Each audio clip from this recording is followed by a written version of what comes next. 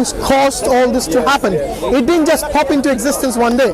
Because to me, to believe that is something to believe in fairy tales. Yes? And this is exactly what, unfortunately, what the atheists and the agnostic somehow are leading into or falling into. Because to say that nothing can create something, that itself is a fallacy. I know you don't believe that, but you have already said that nothing cannot create something. Yes, am I right? I mean, correct me if I'm misquoting you, but generally, anyone who believes that something can come from nothing really doesn't understand what nothing is. Because to me, nothing is not. It's something that doesn't even exist. What I was trying to say. It's like infinity. Do you believe infinity exists? The opposite of nothing. See, again, you actually don't know. I mean, it's possible that space is infinite. No, everything has a limit. You can't say space is infinite just because you think so. You see, the universe is expanding. Yes. The fact that it is expanding shows us there's a limit to it. Yes. At one point it was a singularity, and now it is expanding. So anyone who says the universe is infinite doesn't understand the meaning of the universe or the concept. You see what I mean? The people, but yes. Sorry, the question was: is anything infinite? No, I asked: is infinite reality? Is it real or is it a concept? The reason mathematicians use terms like zero and infinity is to communicate better the ideas and the equations that they formulate. You see, this is something that they have in fact invented, I would say, in order to communicate better the ideas and the concepts. A mathematician would say that zero, you can't really do math without zero. Zero is a real thing. What do you mean it's a real thing? I thought numbers were abstract. How can you call it a real thing? Yes, I think, I'm not a mathematician, but I think... You don't need to be a mathematician to know numbers abstract. It's a reality. These are things which we have basically, I would say, invented in order for us to communicate better, in order for us to have a more organized... You're not good at answering my question. Which is what? I'm just going to ask you one. And I'm sorry, and now I've forgotten what my question. What were we talking about? I think we're talking about infinity and nothing. The thing about numbers, these are interesting questions. The thing I always feel about numbers is that if they were just a human construct, then we could sort of change them at will. We do. I mean, obviously we can... If you look around, the numbers are written differently by different people. I know, but that's just the symbols. But the actual things that the numbers refer to, we can't change them at will. You know, one and one is so you can write one any way you want, but one and one is always... I'm sure at one point there were no fractions. There were just whole numbers. Yes? So we invented then fractions. At one point maybe there were no negative numbers, so we invented negative numbers. But what I'm trying to tell you is that if you think all these things are just material and just... You need to understand that there are abstract things which we utilize. See, this is what I mean. The question was, if numbers are a human construct... They are. Why can't we change the laws of maths to suit ourselves? How do you mean? You mean can number 1 or number 0 be written some other way? No, that's just writing them down. But can 1 and 1 make 3 or something? I see what you mean. More money, you know. Well, you know, if I could put £10 in my pocket, £10 in this, and I had £50, that would be good. Yeah, but look, I'm is that limited by the laws? The reason, no, you're not limited by the law of maths in that. You're limited by logic there. Because if you're going to say 1 and 1 is going to make 3, then it must make sense to you logically that this is 3. You see what I mean? So both abstract and reality, you still have to employ logic. Yes. So the concept of logic, for you to employ logic is quite important for you to have a rational understanding of things. So logic, is that a human construct, or is that kind of real? You know, I think all these things, I personally believe that these things were inevitable for human beings to discover.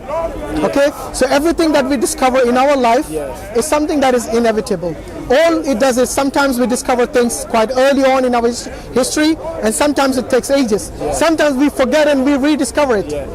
This is human life. If we're discovering it, it's something that's always there outside of us. Of course we do, yes. Yes, but I think what you were saying was that maths wasn't something that exists outside of ourselves. No, I said maths was abstract. Okay. Because you are somehow thinking it is something like the rules of physics. Yes, rules of rules. physics. You know the rules of no. I'm talking about the rules of physics. Yeah. Take gravity for example. Yes, Sorry. gravity was discovered at some point, Yes. but it always existed. Yes, yes. You see what I mean? Yes, yes. But again, if I asked you, do you see gravity?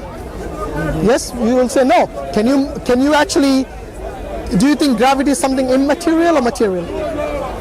Well, you see, I would say it's like a phenomena. Well, it's again something which you find in your physical world, Yes. which we can measure, Yes. yes, and which we know about. But if somebody is going to ask me, is it material? I would say no, it's not. Yes. It is something that defines your physical world, yes, just like you are defined by your consciousness.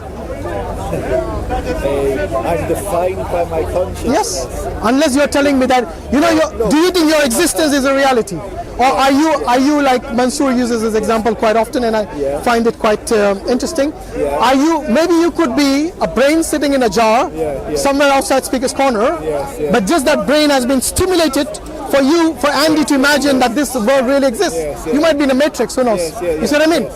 No. So the this question about your consciousness is something quite fundamental for you to acknowledge yourself first. If you're going to acknowledge yourself first, that you exist, then you can actually think about the world that you live in. Yes, but see, your consciousness. I mean, I could exist if I had an immaterial body. Maybe I am an immaterial body, and everything that happens is just some thoughts that are happening. Yeah, but you're not immaterial. Are you? I don't think that's Exactly. true. Yeah. So let's not ponder over things which are obvious. No, but I thought you were the person that believed. Then I asked you. immaterial Yeah, that's. mind, spirit thing. You see, the connection I made there was with regards to your consciousness. Yeah. It's quite important. So even though you might be materially present here, but your consciousness makes you imagine all these things. Well, You might be a robot who thinks that you're a human being. Yes. I can think of 100 examples of what your real material is made of. Yes. Who knows? But all that could be your imagination. Yes. Or my imagination. Sure. Who knows? But what I'm saying is this: there are certain things which we observe and which we interpret as real, and there are other things which we know exist, but we cannot differentiate whether they're material or immaterial. Like your consciousness, like gravity, like things like your emotions, love, hatred, I don't know, all these things. So these things, like I said, you cannot utilize science to measure things which are immaterial. I wouldn't agree. Sorry, when I say immaterial, I mean, because gravity, you can certainly measure gravity. yeah, but the thing is, gravity, you can think that gravity is higher or lower, but if I asked you, what does it look like? Yes. What is it? What does it consist of? What is it made of? You can't answer those questions, you see what I mean? Yes. We know there's a force, which is called gravity, and this force is an active force. However, this is something, this is something that, you see, when you ask, for example, if I asked you about your body, yes, science will give you 10 different answers that what your anatomy is made of. Yes, because they can actually see this, they can observe it, they know what you are made of in terms of your material physical existence.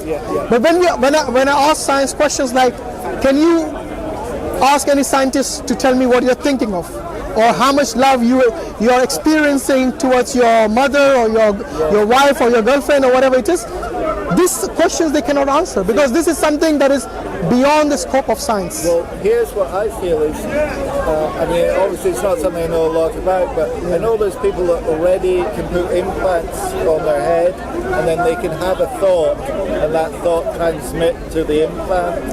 They're not looking at a thought, they're looking at the impulses in your brain. That's all they're looking at. Yes, but hang on. So brain activity doesn't mean they're looking at your thoughts. Trust me.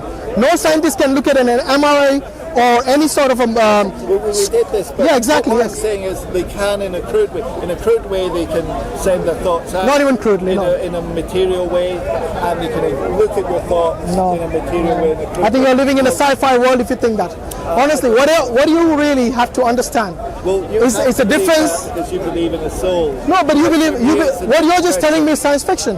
It's not even science. No, it is. Are you seriously telling me there are scientists out there who can put probes in your brain and look at your thoughts? They can. Seriously, this is Doctor Who, man. No.